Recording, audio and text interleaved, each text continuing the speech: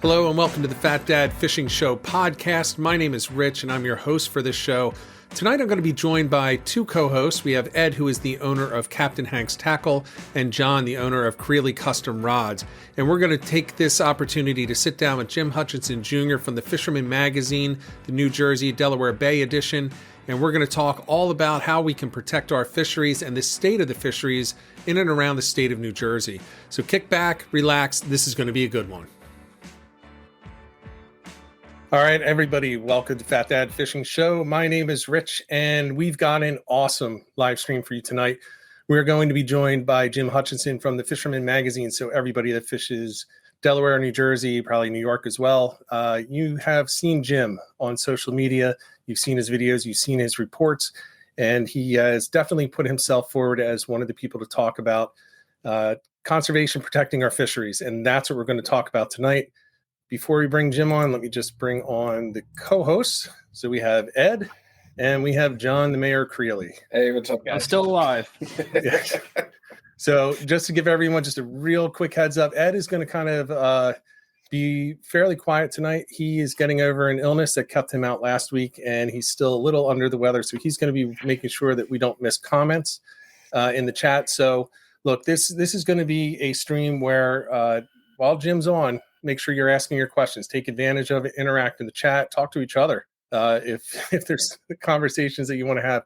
But the best thing you can do right now is let's just soak it up, get involved in the conversation, and we're going to jump right in. We're going to bring Jim on, and we're going to start talking about protecting our fisheries. What's happening? Jim, welcome to the stream. Good to be here. I appreciate the invite. Yeah, it's. I've always wanted the person who needs no introduction, and we have it for the fisheries that we all fish in the New Jersey, New York, Delaware area, which is where most of the viewers are from. But I want to welcome you and say congratulations to your Bengals on the big win yesterday. Big win yesterday. So you want to tell everyone why the Bengals have become an important part of the conversation for this winter. So I should say that my family's had season tickets to the Eagles since '72. At the vet, my father was at Shibe before that, but my stepbrother, my kid brother, we've been together our parents have been together for 30 years. But Clark, he went to my high school, Southern Regional High School in Manahawkin. He was an outstanding tight end for Rutgers during those special years, and at 37 now, he's going to his first Super Bowl as the long snapper for the Cincinnati Bengals. So I couldn't be more excited for the kid, and my voice is still a little damaged from last night's game. That's awesome. Number 46. Number correct? 46, yes. Yes. Great game, and man, it was unexpected for a lot of people. I actually thought they were going to win the whole time. Well, I'm glad you did.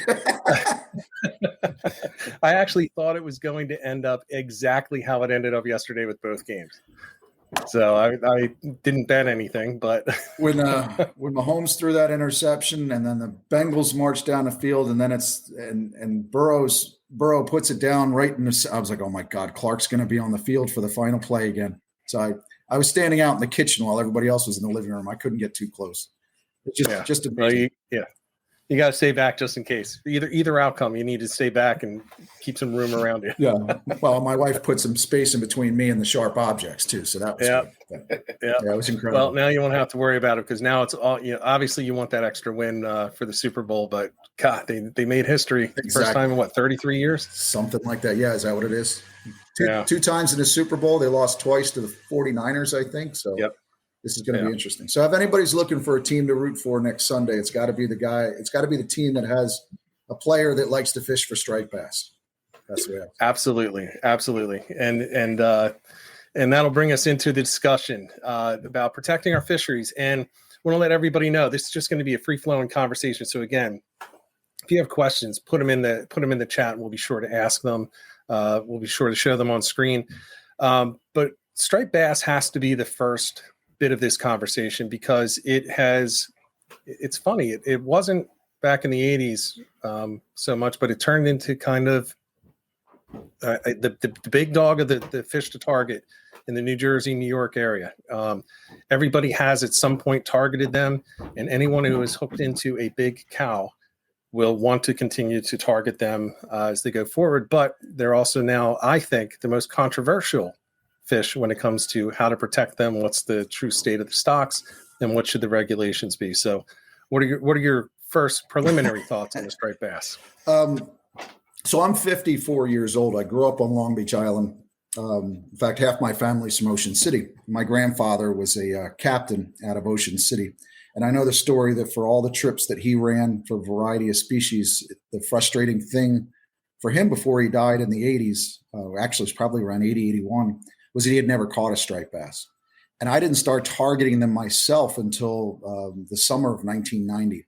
And that's because the guys that I knew in the 70s and 80s who targeted striped bass, I would have called them the Sharpies. They knew what they were doing. They were penning herring. It was a difficult fish to catch. For me growing up in the 70s and 80s, fishing for stripers was hard. That's the way I saw it. So like a lot of people, when I got involved in targeting stripers in the summer of 1990, it's just led me on that course ever since.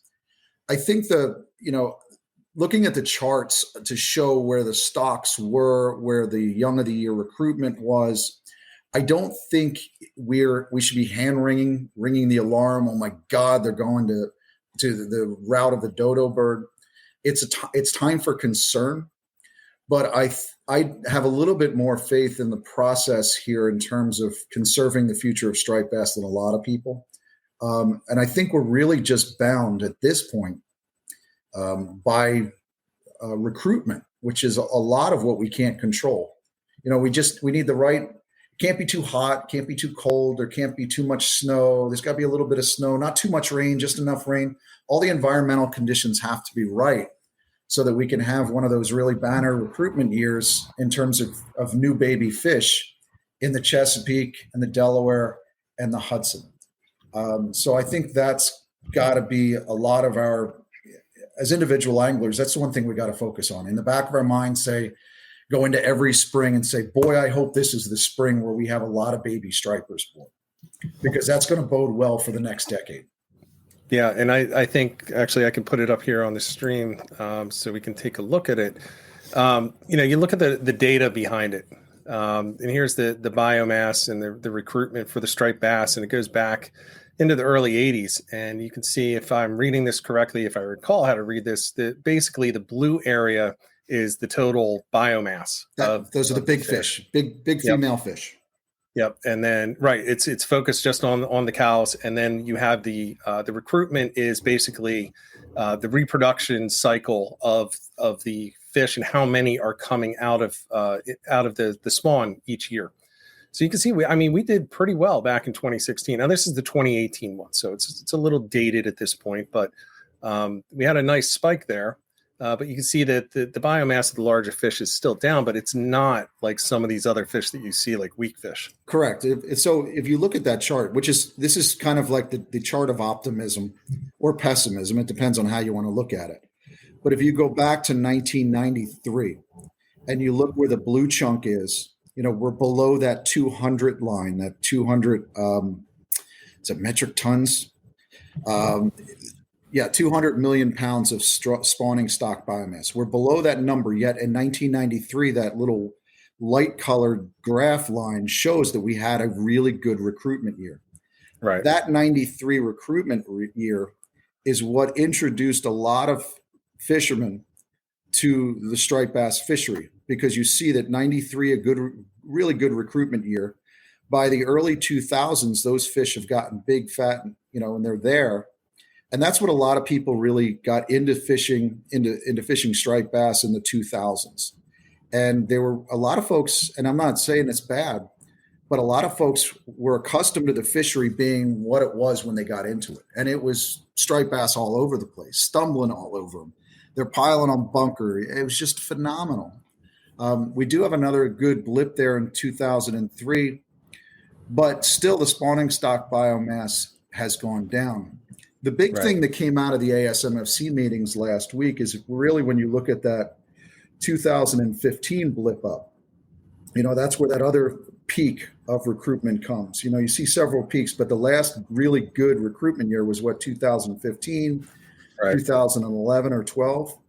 So really a lot of the consideration at the ASMFC right now is to, part of the discussion is, do we try to protect that recruitment year coming up through the cycle so that we can see something more in line of the early 2000s? But again, I would remind folks that all the management discussion that we have, all the topics that are brought up to protect this fishery, that we are still bound by mom and dad striper having a really romantic spring, Right. And that's really what it's going to come down to. It's going to come down to environmental conditions. And I'm always the optimist in it when it comes to that. Yeah, I think a lot of people, for a lot of people, they look at the SMC website and they say, well, it's overfished and overfishing is taking place. Well, that doesn't actually mean fishing. That's correct. It's a good point. It really points to the harvest, whether or not the stock is able to keep up with what's it called, the minimal or the maximum yield, sustainable yield, the maximum sustainable yield. And there's a big part of that. And a weak fish is a great example. It's listed as overfished. It's totally depleted stock. It's overfished and overfishing is occurring. But the reality of it, and they'll tell you, the people doing the research, it's not humans that are doing it. It's spiny dogfish, it's dolphins, and it's most likely, I hate to say, striped bass are the ones that are absolutely decimating those stocks. But then you throw on top of that environmental issues. So the temperature's too high. The bunker has been swept up by omega, so there's not enough food. All of those things go into whether something is overfished or overfishing is taking place. And I think that's an important distinction that people have to make. So overfished is what we used to refer to as a term of art. Overfished, it sounds scary and it sounds dangerous and it brings fear to fishermen everywhere. And in many ways, some members of the environmental industry, I charge them with using that word to scare the crap out of people. But you made a good point, because let's say, for example, let's take a look at that 250 million pound line. If striped bass are below that line, they're theoretically considered overfished. Right. Now, let's say some statistician someplace at NOAA Fisheries said, oh, you know what? I just found an error in my formula. I need to move that 250 line down to 200. Sorry about that. Now you move it down to 200, and in an instant, because of a statistical formula, now the fishery is no longer overfished or overfishing. And I'm not saying we should do that with striped bass. I just want people to realize that overfished is a word that means if the statisticians have a number and the biologists say we're not at that number, if we're under the threshold, we're overfished. Right. And then you bring into all those terms that you mentioned, because you've got sustainable yield, maximum sustainable yields, optimum yield, and the yield, the yield itself, the maximum sustainable yield is the number in any fishery where they say that's the number that once you hit that point, fish can no longer replenish themselves naturally. So you never want to go to maximum sustainable yield. So what they do is they try to bring it down to a point where you find an optimum yield, something it's a good benchmark under that, because then you can take fish out of the system and it'll still replenish itself. Taking striped bass off the table for a second, when you get to fisheries like black sea bass and fluke and porgies, they don't have that same game fish, sport fish, in many ways catch and release component to it. Folks are going out to catch black sea bass to bring them home to eat. We need to find a really nice sweet spot in terms of what our yield is going to be. So if people get too hung up on the overfishing definition, you get too scared, you can't figure out what's the yield. But again, when you get back to striped bass too, there are I think you have the charts as well. There's other statistics that remind people that, look, there's a 9% mortality on striped bass, meaning every 9 fish, right? Every 10 fish you release, one of them is going to die. So when you look at the recreational release mortality in terms of discards or those fish that we're throwing back, it's almost equal to what a couple of guys are going out catching a fish on the beach. They get their limit and go home. So I'd rather see us as a community of sportsmen, the catch and release ethical guy and the conservation keep one fish ethical guy, put them together and say, what's in the best interest of this fishery for both of us? what we end up doing sometimes, especially in striped bass, because it is such an emotional fishery, is we start lobbing grenades at each other, and we could never really sit down and discuss it.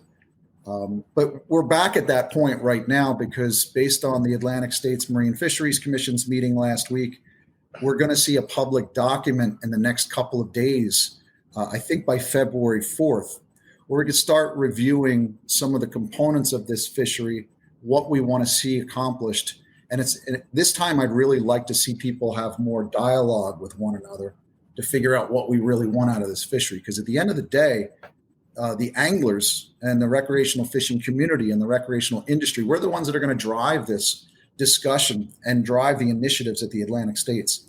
So, and that's going to be the process for the next couple of months here in 2022. Yeah. And often we're not the ones driving it. We're the ones talking about going to the meetings and not showing up to meetings. We're the ones who will lob the grenades at the commercial guys as they lob them right back. But nobody's being productive. But I'll tell you one thing: the commercial guys show up to the meetings.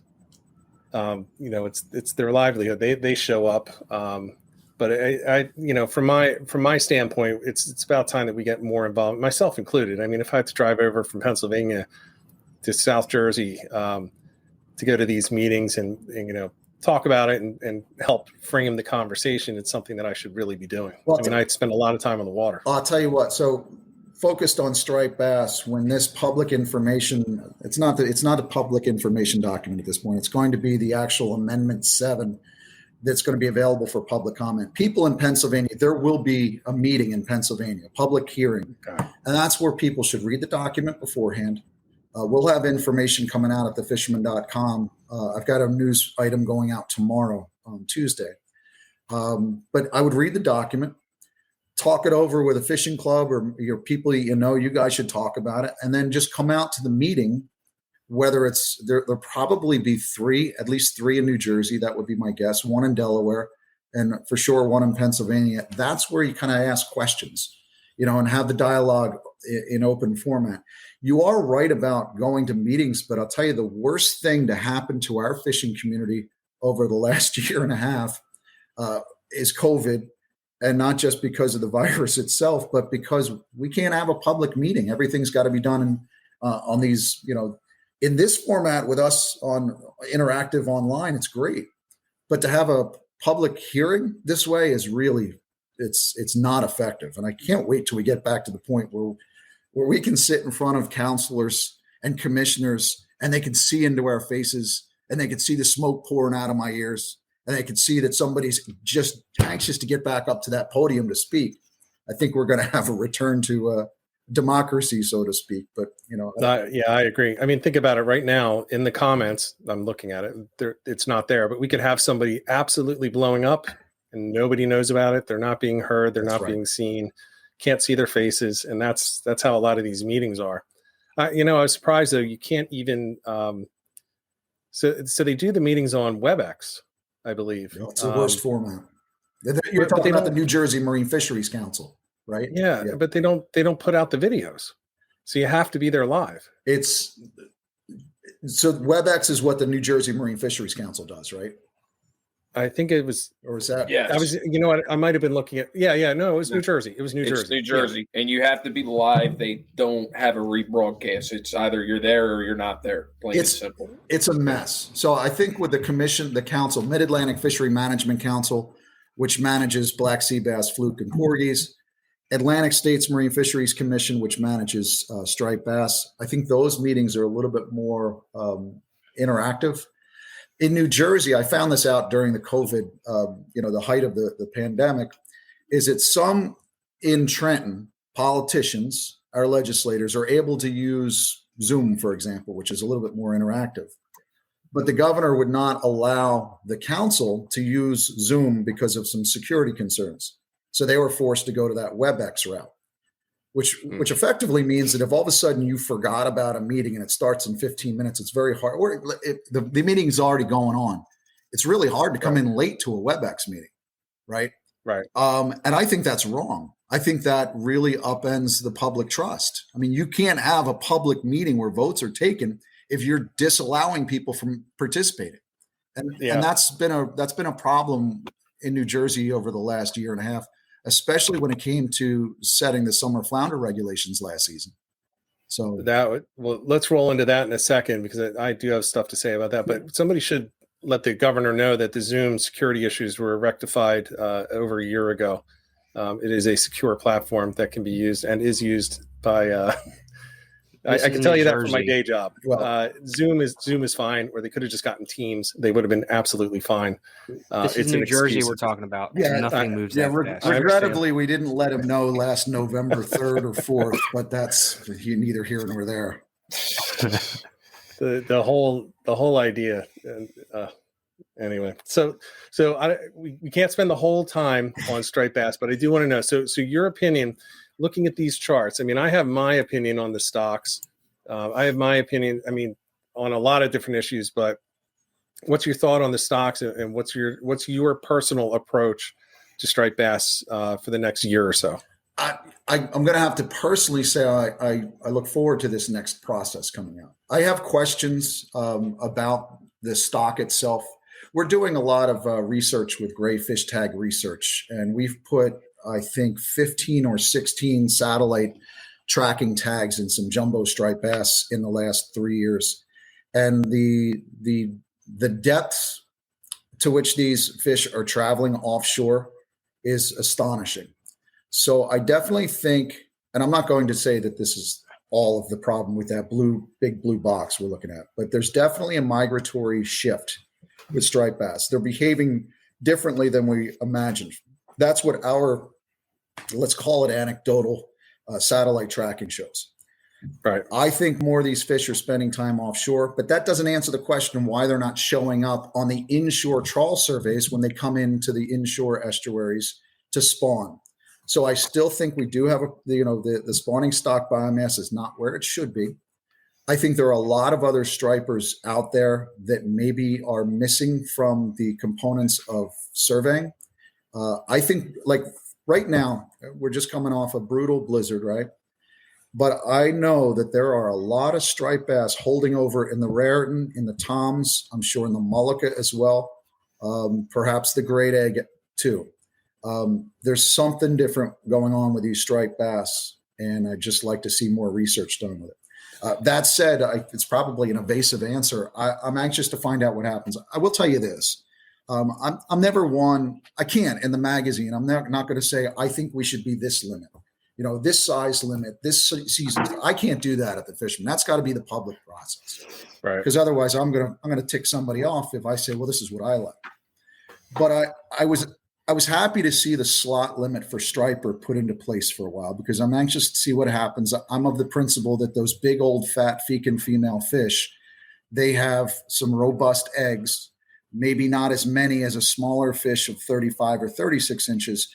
But I was anxious to see what the response would be, that once fish hit that 35 or 38 mark, they've run the gauntlet. Now all they can do is just happily spawn. And if they get caught, they're going to get released. I'm not sure if we're still going to see that in the next couple of years, because based on this document that's coming out, they do want to go back and protect those year classes of 13, I think it was, and 15. And those are smaller fish. So the thought might be, and the scientists might say, and everybody might say, let's let those fish spawn before we take them. So maybe there's something sensible to say, well, maybe we should change the size limit again. But I don't know. I'm anxious to see this document once it's all complete, so I can read through and try to figure it out too. Yeah, I'm I can say whatever I want. I'm not from Fisherman Magazine. My biggest concern with this is that 2015 class, right? Because the 2012, a lot of those have been caught. Every year more and more are getting caught, and I don't believe the 2015 class is at the 38 inch yet. Or at least all of them are. I think they're well under that at this point. Yeah, they're well under. Yes. Yeah, and to me, that's where we should be protected. So I could make the case for having the slot, a lower slot, and an upper slot, or just lower. I don't know where to go with it, to be honest with you. I love catching striper. I don't love fishing for striper, because it's a lot of run and gun chasing, and I'm in a kayak most of the time. It's exhausting, but.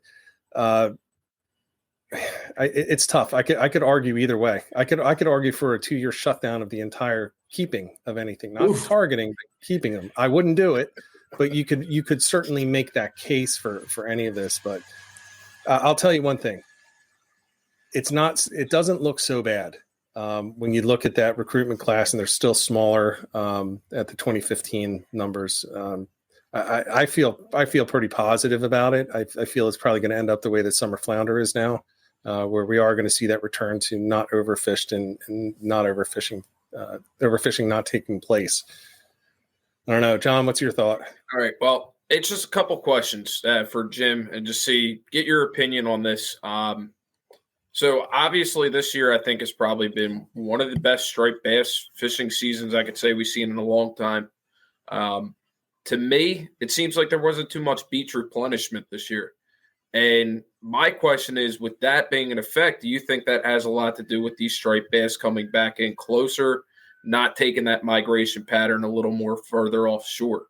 And then the other thing is, too, how can you scientifically prove, this is our numbers for striped bass, when you said it just yourself, as you've been doing these satellite researches with great fishing tag company, that you're finding some of these striped bass in depths that you wouldn't even think of? How can they come up with some of these numbers and, say this is what it is?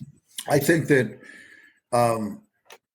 so the first question is, I definitely think that beach replenishment has an impact on it. And it's not just the beach structure itself. Obviously, some of the areas that really held a good surf bite in years past, Deal, Asbury Park, the Monmouth stretch, that's a surefire sign. But even more so is these inshore lumps that were used after Sandy, that they took up these inshore lumps and put that beautiful sugary sand on the beaches. Those were little mini ecosystems that years ago the Division of Fish and Wildlife and the DEP identified as essential fish habitat. And when the Christie administration was pulling up all that sand, I was pushing the DEP to try to provide answers, and nobody did. The only answer I got was off the record from somebody who's no longer at the state. So I feel I can comfortably say this now. He said, Jim, there's nothing you can do. You're right, but there's nothing you can do. So to me, that essential fish habitat, you consider the soft sand lumps on top of harder structure. And in there, you had all kinds of living organisms burrowed in. I think that was part of why we saw fantastic sand eel bite in 2011? I think that structure held sand eels and all kinds of critters. There were grasses growing up there. So I think that naturally brought stripers a little bit more in and held them on that structure. And then if that bait escaped and moved to the beach, I think that's why there's a better bite. So to give you a perfect example, we had a pretty good run in the spring at the Jersey Shore.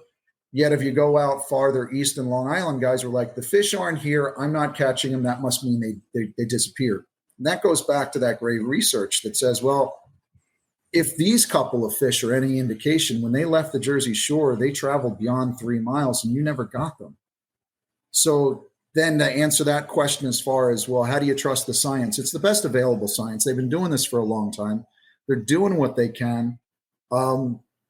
So, I mean, I have to buy into the science as a fisherman and as a conservationist. I have to buy into it. I do have some questions. But when it comes to striped bass, I still go back to that chart and look at it and say, let's remember that we're talking about spawning stock biomass. And unless somebody shows me indication that those fish are spawning offshore, they're spawning inshore in the Hudson and the Delaware and the Mullica and the Chesapeake. So they're going to be stumbling into the trawl surveys. They're going to be stumbling into some kind of accounting at NOAA. So I still think there's a good sense that those big fat fish, those big fat female fish, that those numbers are low, and we got to do something to get them back up again. The best way. I think that's right. That's a big thing, right? Unless you have any evidence that something has changed in their biology and their behaviors from the past forever, spawning inshore, then you kind of have to go with the best that we have. And they're pretty good at, they have a pretty good plan for how they sample these different areas. I don't know how they do it specifically up here, but I'm going to assume that they do it similar to how it's done down in Florida. And they have I mean, they have algorithms to figure out where's the net go on what day, and they have the certain amount of nets go out and so on and so forth. So I'm kind of with you. You just got to go with what we know. And what we know right now to be fact is they spawn inshore.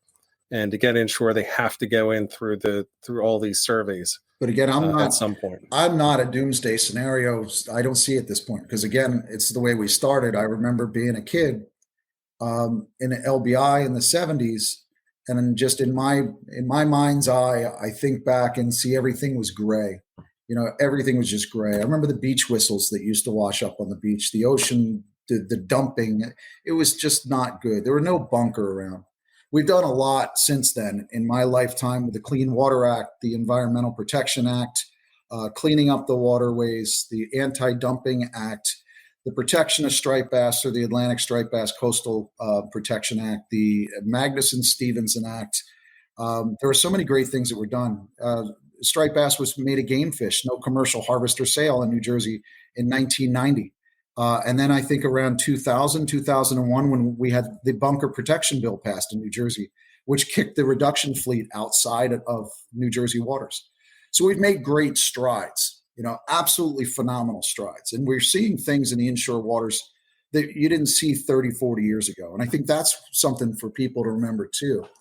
So to go back to that striped bass chart, I still see a big block of blue or purple that I didn't see as a kid.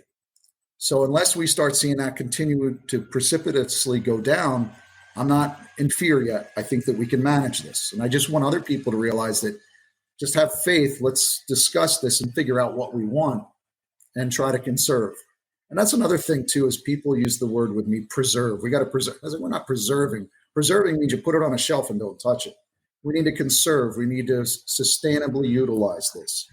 Right. And if you're catching and releasing striped bass, you're killing fish too. Let's be honest. So let's all fight in this together. Fight for the guy who wants to go out and catch it. I killed one striper last year. My annual Thanksgiving striper is what I got.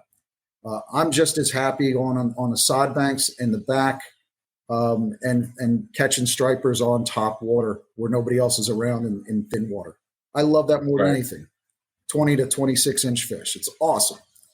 So I think we just have to all be in this together. But it'll be an interesting spring, that's for sure. Well, it sounds like you need to get out on the side banks of Chris Matusin, first of all. Yeah, he just keeps telling me he's going to blindfold me before taking me out, and I'm a little nervous about that. Yeah. Well, Chris is probably the only guy I'd let him take me anywhere blindfolded. Yeah. So. Little fanboy action going on over there. Boy, no comment. Chris is good people. All right, so, well, this is a good segue to move on to some other stuff. We're about a half hour in, so. Okay. So I've gotten a lot of requests. The second most requested species to talk about is tog, which is really interesting to me. Because tog has kind of, it's tracked in regions, up and down the coast. So it's a little bit different than the striped bass study, but, I can just throw it up on the screen and I'll tell you the quick version. The intro to this is, according to the Fisheries Councils, there's no problem with tog. There's maybe a slight problem in New Jersey, New York area, but otherwise they're not overfished, and the overfishing is not occurring. Now here's the one thing. This is I don't recall exactly how old this is. This could be a few years old. I'm not sure exactly when this research was done. I think it might have been around 2018, 2017, but there's anecdotally, there's a big decline in the big tog. And I think, John, you probably have a bit to talk about that. Yeah. So my thing is, I haven't really been a saltwater fisherman as long as you guys. I started maybe 5-6 years ago, accidentally hooked the tog. Now it's my favorite fishery, favorite fish to eat. And I'll tell you what, just within the past 3 years, I've noticed from just fishing off the jetties, fishing off friends' boats, charter boats, private boats, the whole 9 yards, I've been noticing smaller and smaller and smaller fish. A prime example is we went down to Townsend Inlet the one day, sitting there, and I was literally hand lining blackfish up. and could not find a keeper in those holes whatsoever. You see now with COVID, a lot of people now having boats going out. The spot lock's a big thing now. People don't have to double anchor, makes it easier to get on the fish. And you just see slaughter after slaughter after slaughter. Another thing is a lot of people don't understand the growth rate of these fish. They're very slow growing fish. To get to our New Jersey limits, to me, I feel it is being overfished, because now this is one of those fish that wasn't really targeted for a very long time. Now all of a sudden everybody wants to go after it just because of how good of a fight it is, how good of an eat it is. To me, I mean, I'd like to hear your input on this, because I feel like there's not enough studies, to be honest, about blackfish. John, you bring up a really good point when you use the term overfished, because it gets back to what we said. We go with this overfished or overfishing terminology, as you see on the screen. So in statutory terms, the fisheries managers look at a stock, and if it's below the number, it's overfished. And overfishing occurs is if you're fishing at a rate that's going, how's it go? You can have an overfished fishery, but you won't necessarily have overfishing, right? So you can be overfished because you're underneath the target. But if the stats show that as long as you stay at this limit, we're going to go back and we're going to reach the overfished line, you don't have to have overfishing. But then you have overfishing occurring as all of a sudden, if you're catching more than you're supposed to get back up to that line. So it's all statutory mumbo gumbo.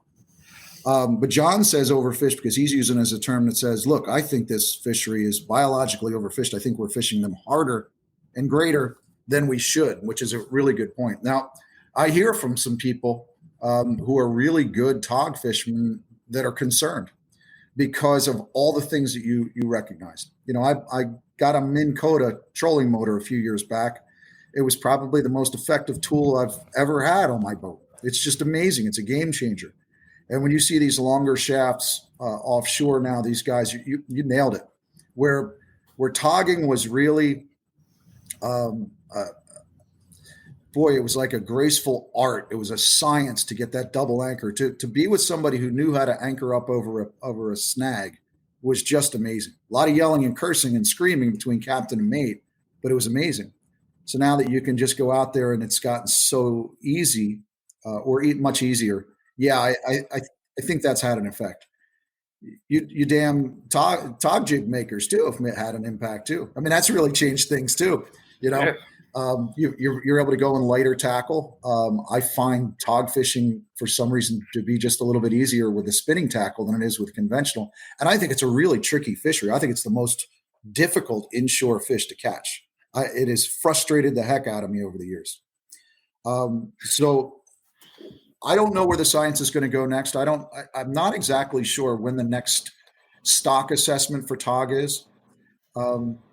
Keep in mind that when these fisheries managers have these assessments, sometimes they do a whole benchmark assessment where they bring in all the data, and sometimes they just do an updated assessment by crunching numbers. I'm anxious to see I don't know when the next benchmark assessment is for blackfish, but I have heard the concern from a lot of folks who are finding it difficult to go to the snags they knew and find good fish.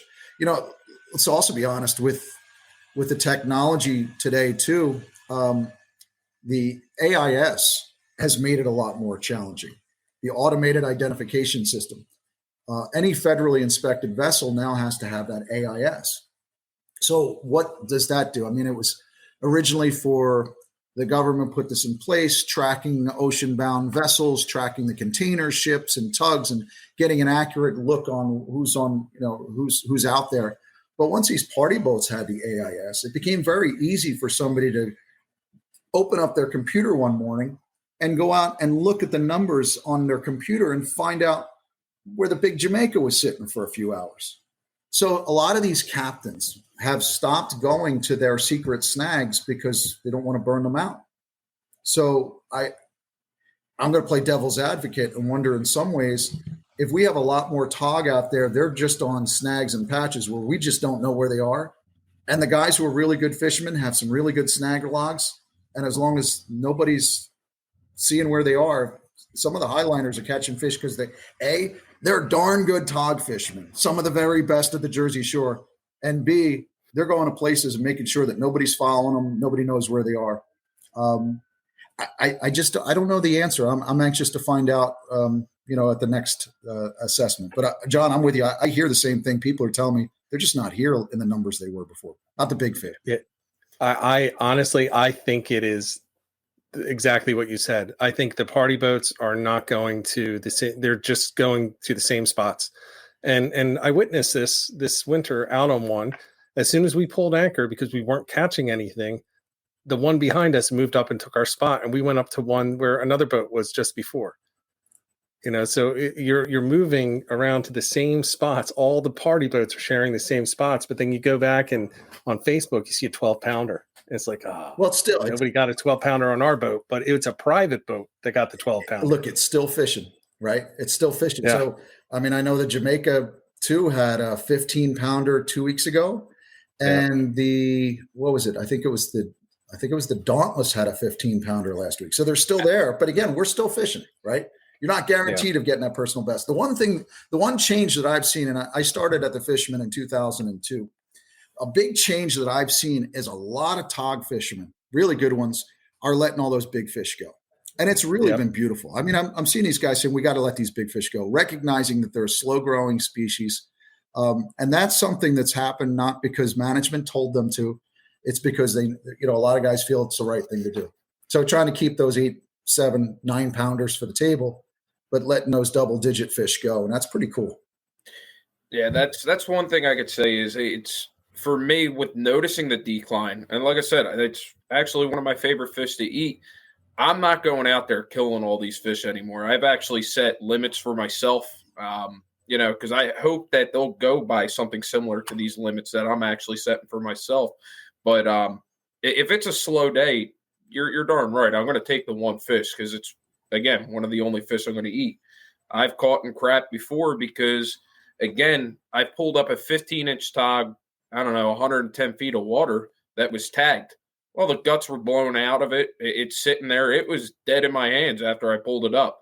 Unfortunately, I'm not going to let a dead fish go that's legal and let it go to waste. But, again, it's you're damned if you do, damned if you don't, too. So, well, I do think they're out there, and I think a lot of the really good, look, on any given party boat, they might work a snag for a quick period of time, catch a few fish and move.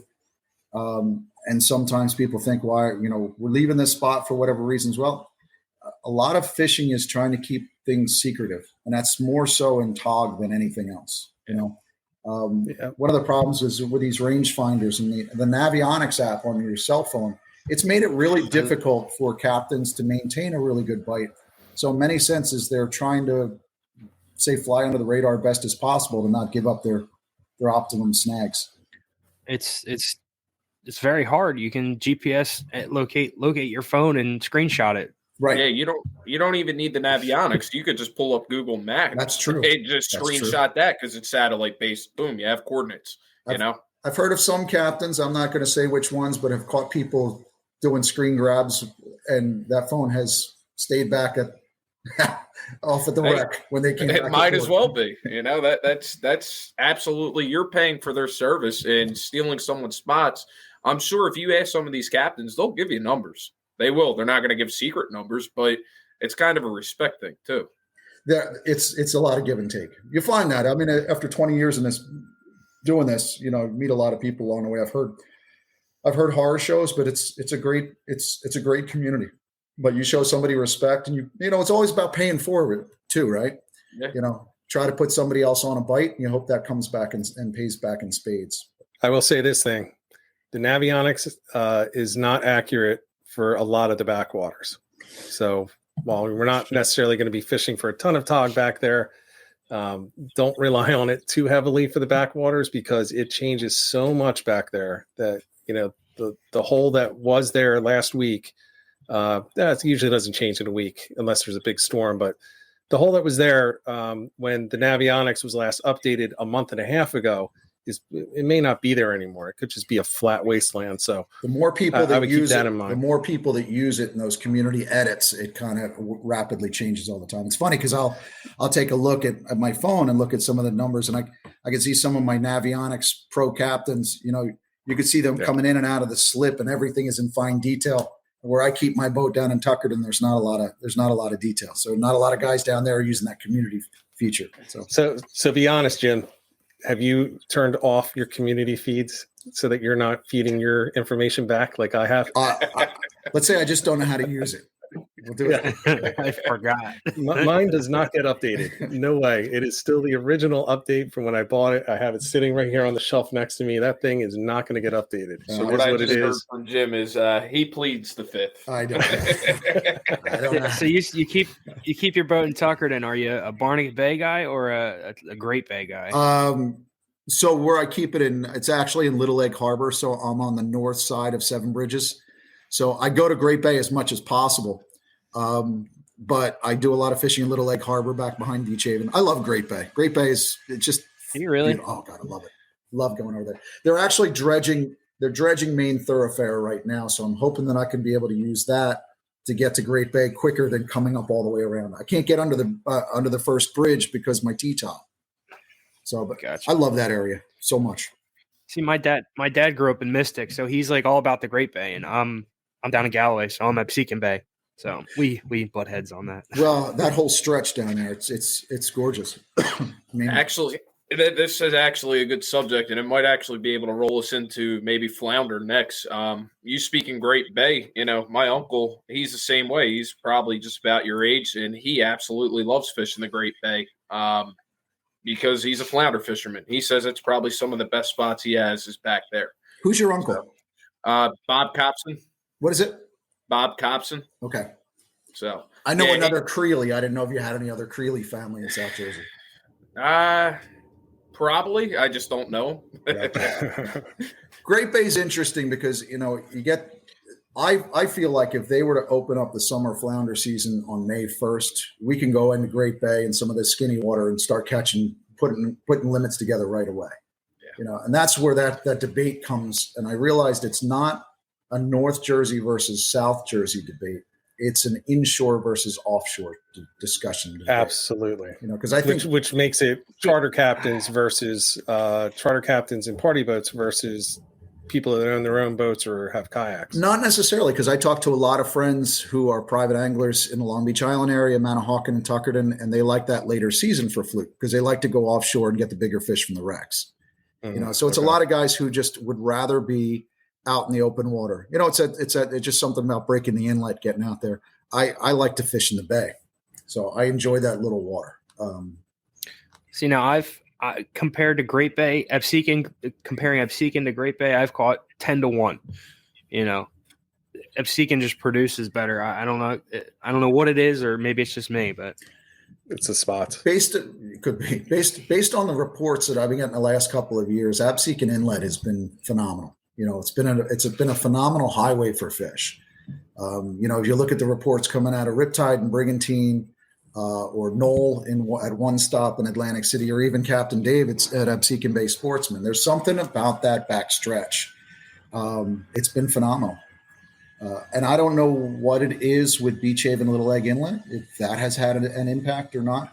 When I was a kid, I used to tread clams, and I used to love clamming in Great Bay because we would clam on a rising tide. You'd get overboard and start treading at low tide.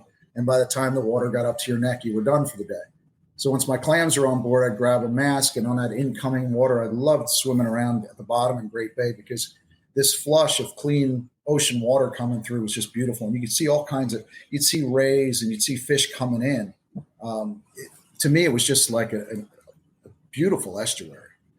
The same could be said about Barnegat Bay. If you get back behind Barnegat early season, the fluking back there is phenomenal, but you have to get into some of the skinnier water because I think those fish they're coming in early. Some of the bigger fluke are coming in early, but they're tending to congregate in the shallower water, which is warmer. So, and the one debate that I always see every year at the New Jersey Marine Fisheries Council when it comes time to figuring out when the fluke fish is, the summer flounder season is going to start, is a lot of guys who are going out and chasing striped bass are like, I don't even care to think about fluke until June, right? But there's a lot of us who are like, I love fishing for striped bass too, but if I can go out and box up a limit of fluke on first week in May, yeah, let's have at it. So it's great fishing then too. It's absolutely great fishing. It certainly can be. We've been trained by Our Fisheries to think in dates, on a calendar. We're at the point now where fluke season runs from Memorial Day to Labor Day. That's when the fluke are around. I was like, no, that's when the fisheries managers have told us we're allowed to fish. Right. We're kind of preconditioned, like a Pavlov's dog kind of thing, to think that, well, that's when the fish arrive. I'm like, no, that's when they're letting us fish.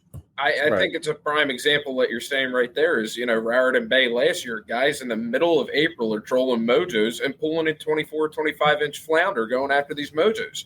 You're telling me they're not there? Yeah, exactly. I have a video trolling and catching a flounder in Raritan Bay last spring in April. Yeah, it's just a prime example. Those fish are there. It's just, again, like you said, this is what you're told. This is what I'm going to believe. No, it's not the case. Right. Well, we'll put this on Spotify. That's the whole thing with that whole thing, right? Being told what you got to be told. This is what you got to believe, and that's the way. No, I'm sorry. Get me off. You got me started, dear. I want to fish for fluke in May, but I don't know when we're going to get that. Although, look, we're at the point now. There's your segue. Is ASMFC brought it up? We're waiting to find out the numbers for black sea bass, porgy, and fluke. Porgy is an interesting fish. It's primarily the northern part of the state. It's big bag limit, structured fish. Black sea bass, it looks like we're taking a 28% reduction for 2022. And with our limited season, the way I see it is a limited season right now. I don't know how we're going to shave off 28 points. But I spoke with somebody last week, and they're still working to smooth out the numbers. And what that means is, they come in and they say, you're looking at a 45% cut. Well, let's reanalyze the numbers. You know what? It's more like 28%. And then the statisticians take a look at it again, saying, look, there's a couple of anomalies here between what our stats say and some of the waves of data. So I think, give me a little bit more time to smooth this out. So I don't know if we're going to be looking at a 15, a 20, 25% cut. And how are they going to be able to mete out those cuts in New Jersey? It could be a matter of taking a few fish away from that 15 fish bag, knocking it back to 10. Do we go from 12 and a half up to 13 inches across the board? What will that give us? And then there's another thing. It's like, okay, we have a 2 fish, which is essentially bycatch allowance in the summer.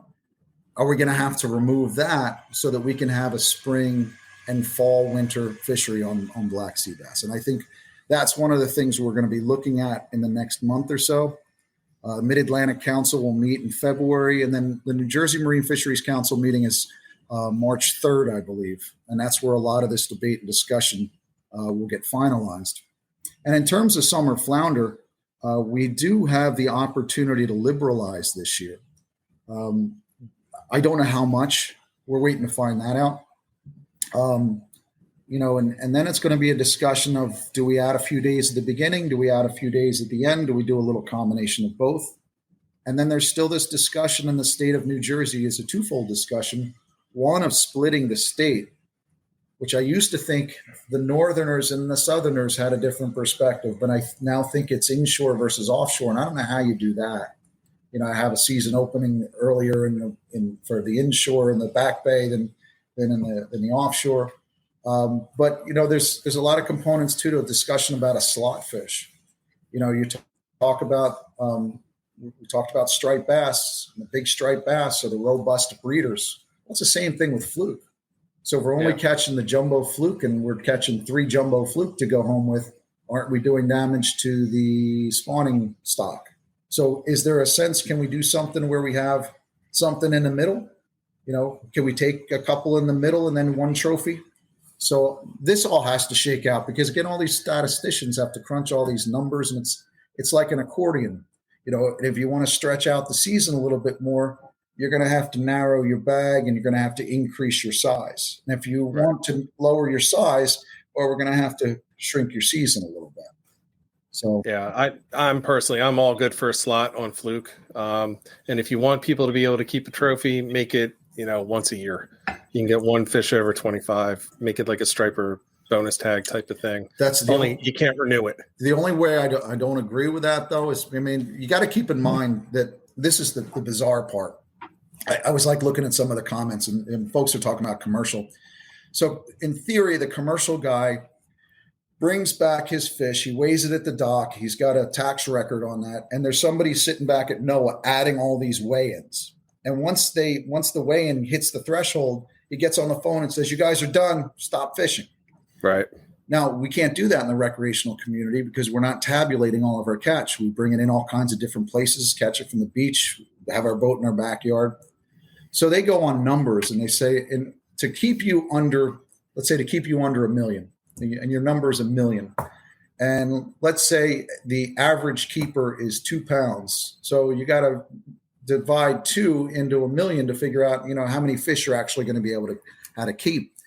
Well, then how do we do this then and keep them under that 1 million number? Well, the way I determine this, if we allow people to fish for 60 days, they can fish for 60 days on a 16-inch limit. If they go to 70 days, it's got to go up a half an inch, and you go, the more you go. Once you get into tags, then you're getting into, now they're going to ask you pay some more money, and you're going to have to, apply for a tag. This is still, to me, an open resource. It's an open public resource. The conversation comes around about licensing and everything like that. And it's just, to me, that's a debate for another show. But if you were to have a trophy, it would have to be coupled with your regular limit, so that you'd have, let's say, 2 fish from 16 to 18 inches, and then 1 fish over 18 or 1 over 20. If I throw that out and say, can I do this? Then some statistician says, "Let me get back to you. I'll tell you how many days you can fish." So that's where all that, that shuffling comes into play. I don't know if we're going to I don't even know if we're going to be faced with that. I don't know what the New Jersey Marine Fisheries Council is going to come up with, but I expect we'll find out later on this month. And I hope certainly by March 3rd, I think that's the meeting. That's typically where this gets finalized for the season. Typically. Right. And that's generally when, I think this was a question earlier, what are the 2022 limits? That's generally when we start getting the limits, is March. So we'll get the bluefish. We'll see what's going on with that. Fluke, that was up there. It's coming back. It's looking pretty good, pretty healthy to me. It's not overfished. There's no overfishing.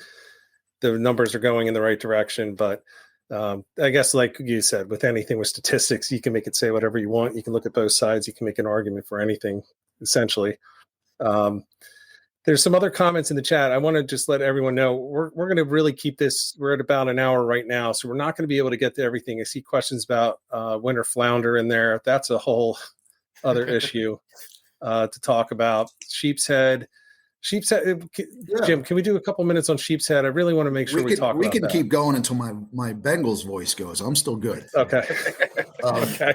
We'll keep going then. I love sheep's head fishing. Kind of stumbled into this a few years ago. I'm not very good by any means, but they started to show up more behind LBI in Great Bay and all those particular areas. I wrote an article last year about sheep's head because I'm looking at my bookshelf over here. I went back into some old books and reading about old fisheries like sheep's head, and I wonder how much of our resurgence of fish like black drum and sheep's head is more related to water quality improvements, the return of oysters in certain shell fisheries, and also certain old school management techniques that haven't existed since the 40s and 50s. I won't go into that too much. But so now sheep's head is becoming a much more viable fishery in New Jersey, especially in Atlantic and Cape May County. And I know a couple of the guys, and it looks like one of them's watching right now, who's some really good sheep's head fishing. But I've talked to some guys who said, look, we need to have limits in place because I'm concerned about sheep's head. Let's put a bag limit. Let's put a size limit in place. And I'm all for that, but I have to stop folks and say, listen to me. If you don't have a fishery management plan, how do you have some type of limit that you're going to come up with? meaning that you have to have the scientists, you have to have the fisheries managers have a plan for this, have a goal and objective and stock assessment and figure this out. They've got to figure out what they want out of this fishery, out of the performance of the fishery, out of the future and the sustainability of it before we start saying, I'd like to have a limit in place. And it's not because I don't care about sheepshead, but it's because if you think about this, then where does it stop? That somebody all of a sudden just says, I think that nobody should fish for striped bass at all for the next 3 years. Well, right now, I'd tell you there's no science to support that. But if you take science out and say, I don't need science because we just did the same thing with sheepshead. Now we have a limit in sheepshead. There's no fishery management plan. There's no science. We did it with sheepshead. Now I want to do it with striped bass. Oh, and by the way, next week, I'm going to do the same thing with weakfish. And then I'm going to do it with tuna too. So the topic isn't really the question should we have a limit on sheepshead isn't the real question. The question is, should we put together first of all, I guess, are there enough sheepshead in the area for us to put together a plan and to start monitoring it and invest the time, the dollars, and the focus into sheepshead? And then once we have that, then a couple of years they do their first survey, they'll get an idea of where it is and whether it's healthy. And I'll take a few surveys, but that's really the first question. It's about putting the cart before the horse. But I will tell you that at one of the past Marine Fisheries Council meetings that I went to, a lot of folks that have been talking about it, they are talking about it at the Division of Fish and Wildlife as well. So sheepshead in particular is on their radar. It's something that they want to look at. So it is a discussion that we'll have. But it's always, and sometimes I come off sounding like you just want to kill fish. But it's like, no, just you don't ask for something that is not required yet. A perfect example of that is bluefish. Several years ago, some guys were like, look, how many bluefish do we really need? A 15 fish bag limit on bluefish? Let's just knock it down to 10. I was like, well, ask me that question again. How many bluefish do you need, or do I need, or does that guy need? I mean, it's an arbitrary question. I don't need more than one that I happen to catch every once in a while. That's certainly no more than 5 pounds. But you can't just all of a sudden say, I'm going to cut the bag limit from 15 to 10 without being asked to do so. Because 2 years from now, fisheries managers come back and say, oh, we got a problem with bluefish, we need to cut your bag limit back. Well, you know what? Without you asking me, I just cut it back from 15 to 10. Does that count? I'm like, no. So now you got to go from 10 to 5. So and I understand for some people it doesn't mesh right, but that's the system we're in. You live and die by that sword. So I certainly appreciate the guys, and I know who catch a heck of a lot of sheepshead who are letting the big ones go. And they're trying to let as many of them go as possible. And I think, and it goes back to what John said about TOG, I think that's something that has become more learned in our community. A lot of folks who fish for quite a few years and get involved in this start to realize, I'm going to let more of these big fish go, because that was fun. It was a triumph to catch a big fish like that. But I know that that's an older fish. It's a spawning fish. I'm going to let it go. I want to catch that smaller one. And I think the more of us that do stuff like that, we actually lead by example, that the next generation and the newer fishermen will learn that. It's constantly learning, and it's constantly doing stuff like that. So in many ways, conservation, that sense of conservation is something that we can all do. We make that personal decision under the law and under the existing regulations. Right. And you see that, the guys that are in the chat, Qua and Dan and a couple other people that I've seen, they catch the sheepshead, and they're really good at monitoring what they do, and they're returning almost all of them. I don't think Qua keeps any. And he's probably, if you want to get on sheepshead, you should hit him up. That's what I've been told. The Wakefield boys told me that. I was having some trouble this past year. I only got a couple of weakfish this past summer, and they said you should go with Qua. So So I think as far as sheepshead are concerned, you make a very good point about let's not jump to limits. But I'll tell you this, after talking with Qua and Dan and several other people, I'd be willing to jump in and say, to your point, let's push to get them managed, or at least to get some research done on them, and let's figure it out. The one thing that we do know is there used to be sheepshead in these waters back in the day. Sheepshead Bay in New York wasn't named for flounder. It was named because it was filled with sheepshead. and they were gone for decades. So I think this is more of a return of them. But who knows how many there are? Who knows how many there should be? Who knows what they can what can be supported? We may be at the max of what our waters can support right now, or it may just be ready to blow up. But I'm at the point with the sheep's head, just by the anecdotal, to say, okay, I've heard enough from a lot of people that catch them. I'll support. I'll go out and try to lobby people to have it looked at.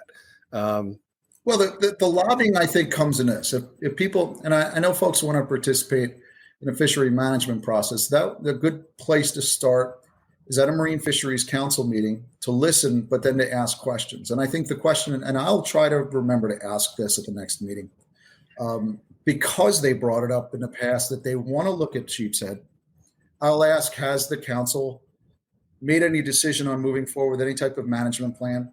And I think that's the big question to ask. Is there a fishery management plan for sheep's head? Is that something you foresee in the future from the ASMFC or the Mid-Atlantic Council or any of the other councils as that applies to New Jersey, and as a state of New Jersey doing anything to get a better understanding of the sheep's head population and what the fishery should look like?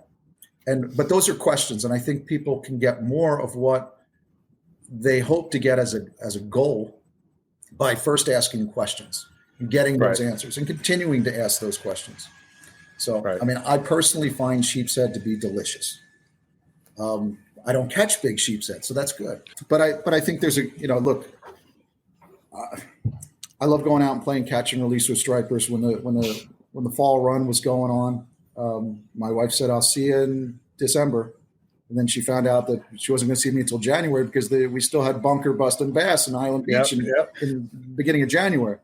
But I don't keep many fish at all. One here and there, when I feel like it. But there's a sense of who we are as fishermen in many ways is to get yourself all prepared, do your due diligence, get your bait, you fuel up, you go out, you catch a fish, and there's this sense of reward, and there's just something that's inside of us, certainly inside of me, that I want to bring something home. That's why I go fluke fishing. That's what I enjoy. So if I go out and I'm targeting sheep's head, if I get into a bundle of them, I'm not going to put all of them in the box. But usually the first sheep's head I catch, if I'm going out targeting them, I'm putting them in the box. But again, I'm not talking about some of those giant ones that Danny Schaefer or Qua is catching. You get down into Cape May County, there's some jumbos that are being released. And God bless those guys for doing that. Yeah, I haven't gotten on one yet. I have to bum my way onto Qua's boat. Yeah, so this stream right now is a bunch of people that are not really good at catching sheep's head yet. The tog and the fluke, the striper were good. Bluefish were good. You know what? Whoever has a big enough boat or two small enough boats will just set something up and get out. Yeah, well, we may sink all the boats if we all get on. We got to be careful. Real quick, Jim. So weakfish has always been a popular fish. They're actually in a depleted status and showing a comeback. Wanted to talk real quick about them because people, you see, here's a 30-incher that was caught, and then everybody starts targeting them again. What's your thought on the weakfish and the management of the weakfish stocks? So I do a weakfish seminar from time to time, and I still have a page from the New Jersey Division of Fish and Wildlife. It's probably 10 years old at this point, but weakfish is overfished. I don't recall if it's in any overfishing status. It might be, but the entire depletion, they have assumed the majority of the depletion is from natural mortality, predation from other species, natural factors. I don't know what to think. I know that I know that that's one of those cyclical fisheries. It's up and then it's down. I mean, I had banner years fishing with my father. My favorite day, I was thinking about this recently. The very best day of my life would be this. His dad and I would go out with a gallon of grass shrimp in the morning. We'd anchor up someplace back behind a LBI. We'd spend 3 hours catching 50 or 60 weakfish per person, and we just keep enough for dinner. We check his crab traps on the way home, load up a half bushel of crabs, go back, clean the fish, clean the crabs, clean the boat. And then Harry Callis is on TV at 1:00, and we're watching the Phillies game, sitting in the living room, talking, cleaning fish and crabs, And that night after a Phillies win, we're eating weak fish stuffed with crab meat. That to me is my perfect day. That's very close to what mine used to be.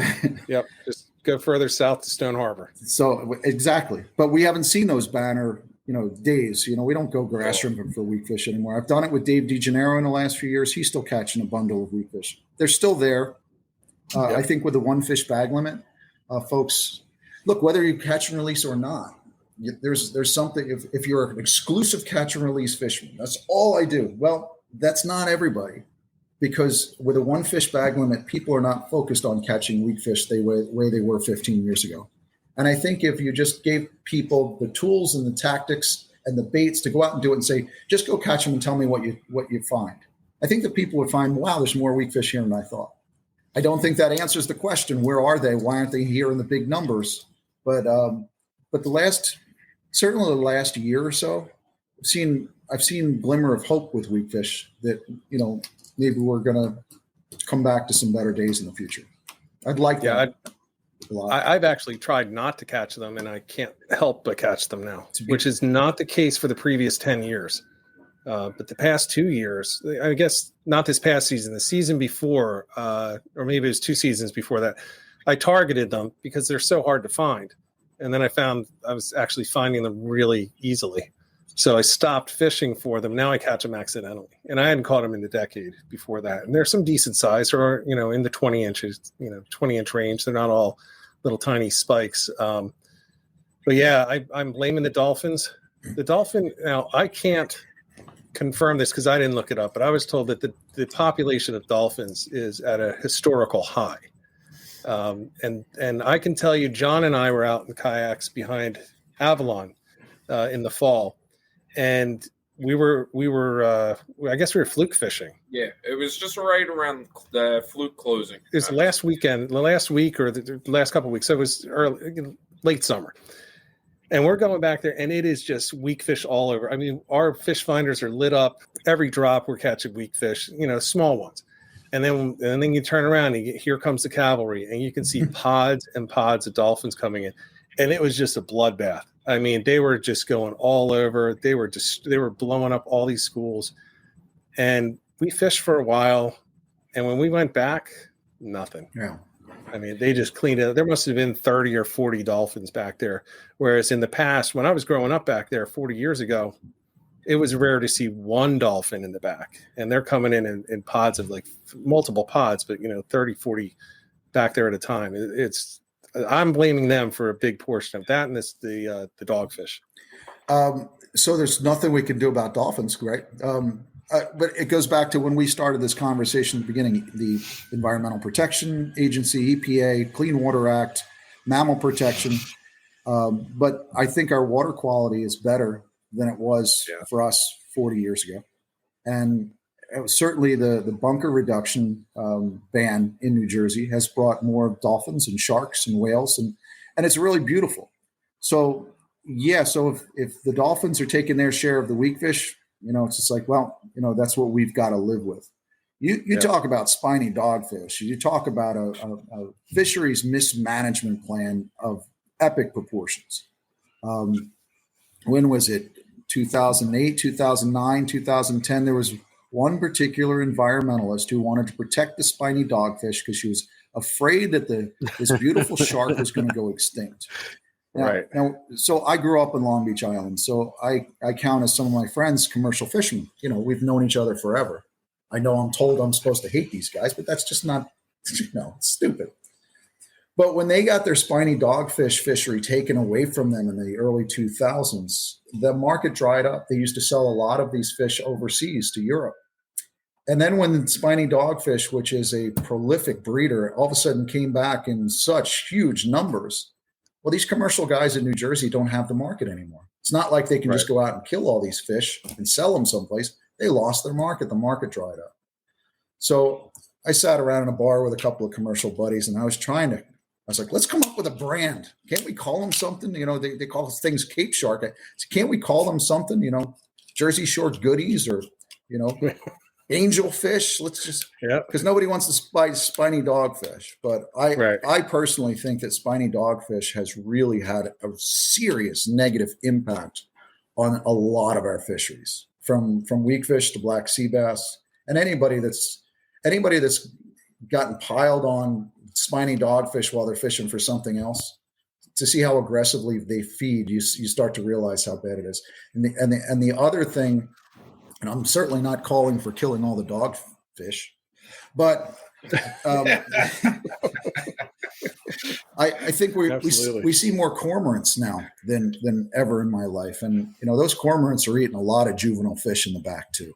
And I think that's another situation. These are just some of the parts of the natural world I don't know how we deal with, but I remind people all the time that we are part of the natural world. We're part of the process.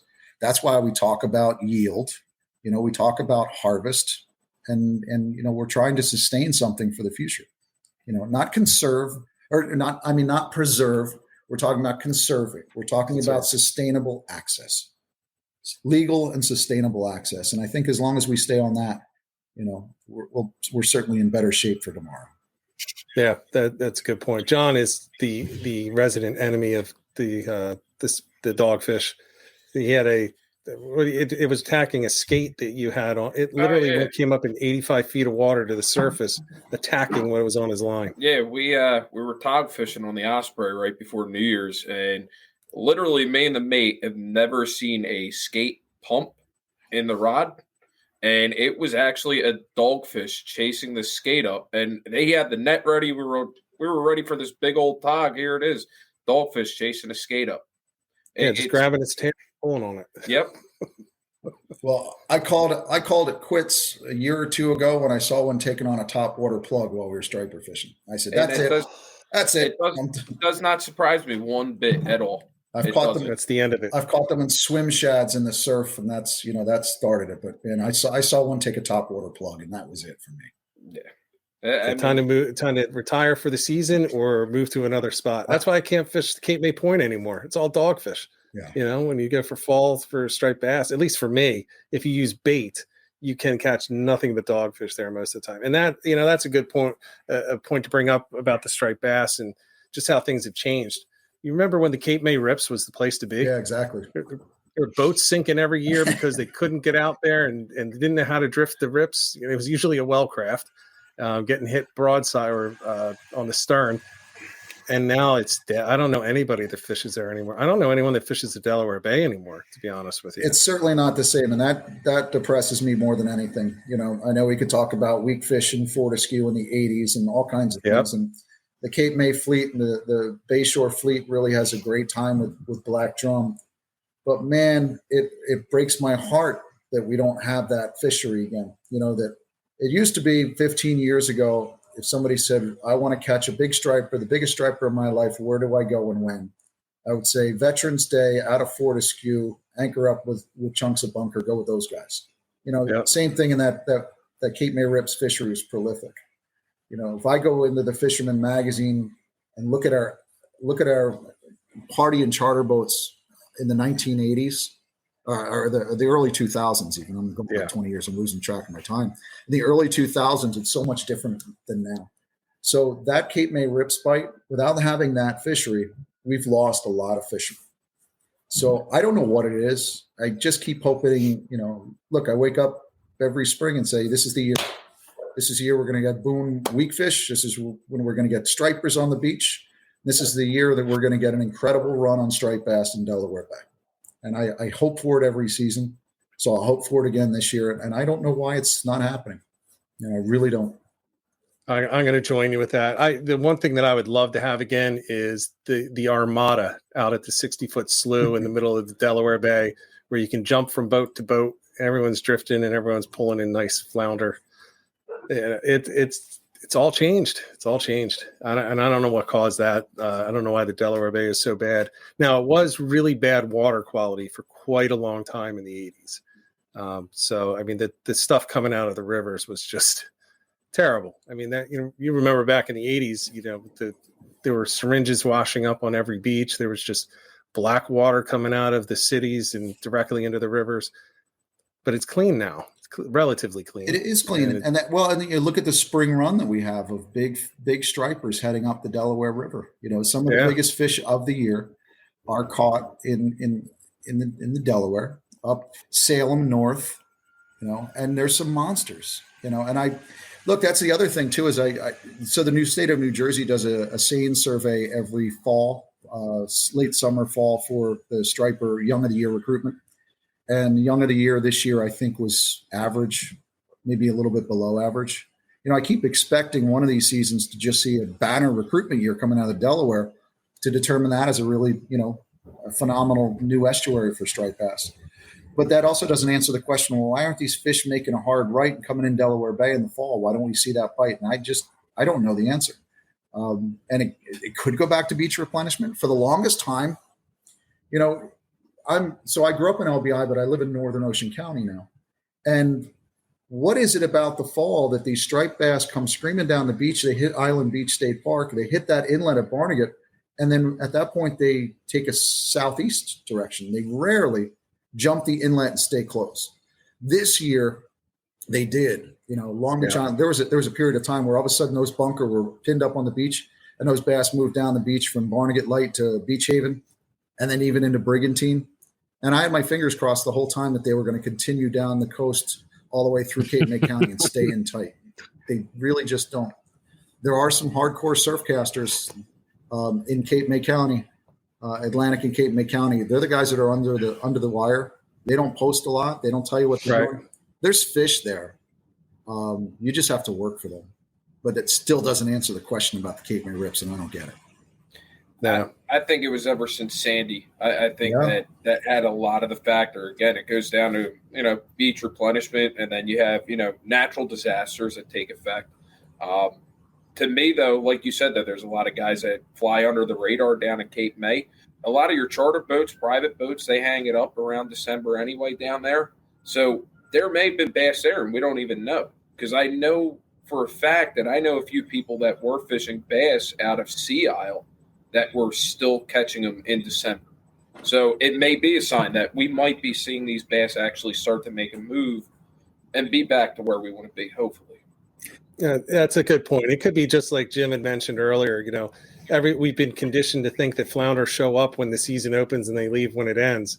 It may just be we've all been now reconditioned that the rips don't work. Well, maybe they're on fire. It's just there's nobody out there. I thought that, and I pushed a couple of guys last year, probably 2 years ago. I said I had that argument, and they came back to me and said, "You're nuts. Don't ever give me that advice again." Because I thought if I pushed people to do it, they'd find the fish, and they didn't do it. So I was like, "Wow, they didn't find it." Okay, but that's not to say that they're not there. But my buddies are, it's a couple of my hardcore buddies that are just like, "No, we've tried it. They're just not there." There's guys moving in and out. Look, I hope it's there again. That bucktailing and eeling in the rips. Yeah, I would love it more than anybody knows. Or at least have a new spot come up. Maybe it's not the rips anymore. Maybe it's whatever other new structure that's in the area. It's something. It's just that. I mean, that was a legendary fishery or spot, and it's done. It's just gone. That was a big draw for Cape May County in striper season, and it's just gone. I think that's the one thing we all try to remember as fishermen too, is that it's not about. It's one of those times where it's like, oh, I want to go out there, but nobody's saying that there's fish there, so I don't think there's any fish there. So if we got back into the environment of old school pre-social media days and said, let's just try this. I want to try something. It's in my old fishing logs. I use my cell phone now as a fishing log. I try to take pictures on the beach, and it's not just for sharing the photos, but now I can go back in my cell phone and look at certain dates. I was like, because it's telling me the stamp where I was, so it's reminding me of what I'm doing. The biggest advice that I can give to anybody, a relatively new fisherman or younger fisherman, I'm 54, and I wish I had all the fishing logs going back to when I was in my 20s. So if you're in your 20s, keep a log. It could be in an Excel sheet or on a composition notebook. The date where you're fishing, the best you can remember of the conditions, the tide and whatnot, and what you caught and how. But if you start collecting that log now for the next 20 years of fishing, you're going to find that you have that opportunity to go back and say, I know people haven't said anything about this spot, but my logs show that it's a good place to try, so I'm going to try it. I think all of us need to get back into that old school way of thinking, hunting and fishing, and not worrying about social media telling us where to do it, but go to where we feel, where we identify the conditions, or our old logs take us. So yeah, there's a lot to be said for that. I can tell you 2 years ago I did that, and I made the determination that I would not fish the same place twice until late August. And I didn't, and I had my best year ever for flounder. I mean, I was catching them from the Raritan down to the Delaware Bay, and every inlet, every backwater channel, every bridge in between, you know, and because I decided I was just going to fish the entire state, and that's what I did. But it's a good point. And, you know, I didn't really think about it that way, but that's exactly what I did. It didn't matter where other people were going or what they were saying. I had to go somewhere new. You know, I couldn't go to Stone Harbor again, which is always my default because that's where I like going. That's where I always went. So I was like, all right, I guess I got to fish this thing called the Raritan Bay. I'd never been in the Raritan Bay in my life until that point.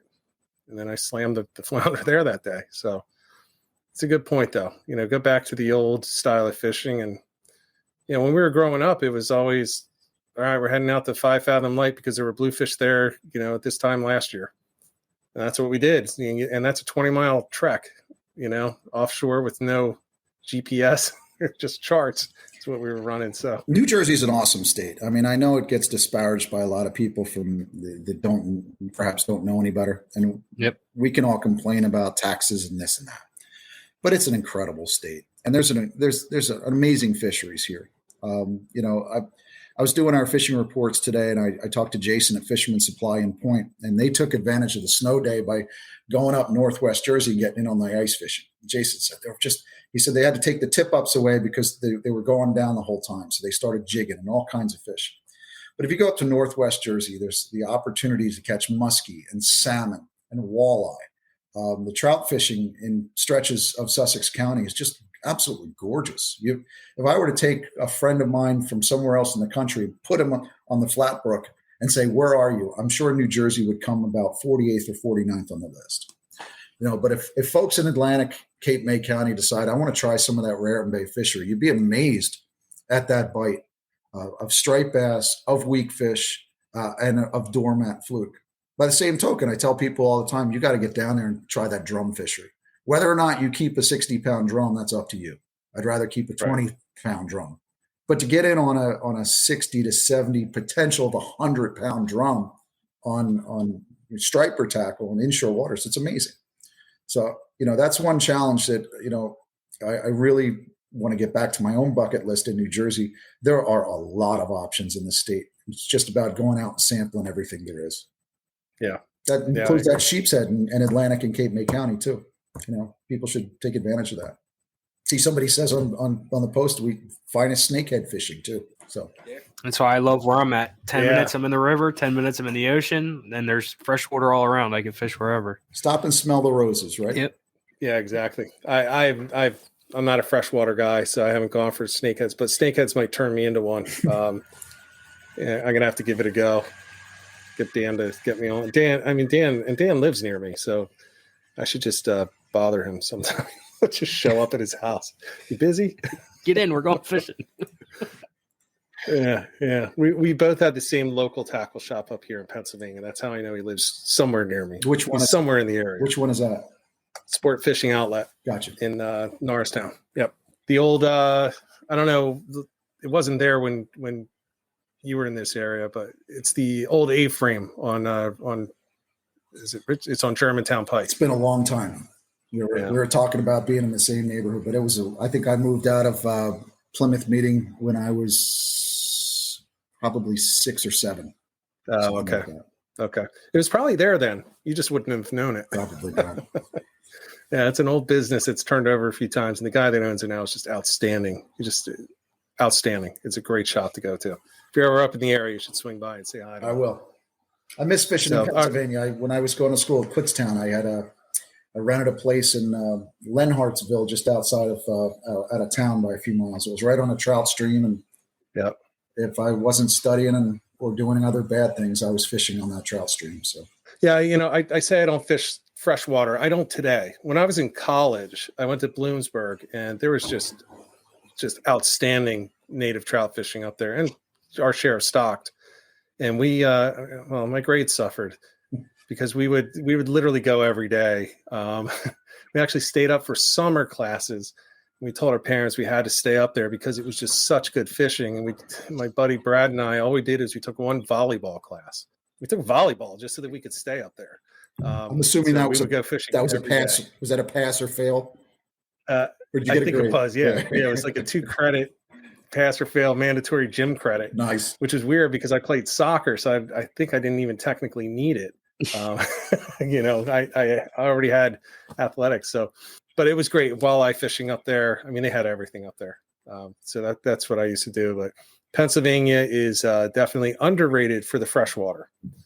I don't think people realize, but a lot of people think it's just all Philadelphia and Pittsburgh, but the vast majority is trout streams. And there's some nice lakes and reservoirs as well. That's my friend George Shower got me out there he said, I've got landlocked true strain stripers in Beltsville. I was like, all right, I have to see this. Yep. And we caught them on Mojo's. I was like, who knew? That was great. Some nice fish up there. Yeah, there are. Nice fish. It's in a beautiful area too. So there you have it. Huge thank you to Jim Hutchinson for coming on and sharing this time with us to talk about how we can protect our fisheries and the state of the fisheries. Just an amazing guest and really appreciative of his time coming on to talk with us. And now if I could ask you to help us out a little bit, if you found any value or entertainment in this podcast, a follow or subscribe is greatly appreciated. And even more importantly, as we're starting out with this podcast, we're just in our first few episodes. If you could give it a rating and a review, that would be incredibly helpful, especially on Apple, where most of the podcast traffic comes from. So thank you very much. We'll see you next week with the next episode. Until then, tight lines.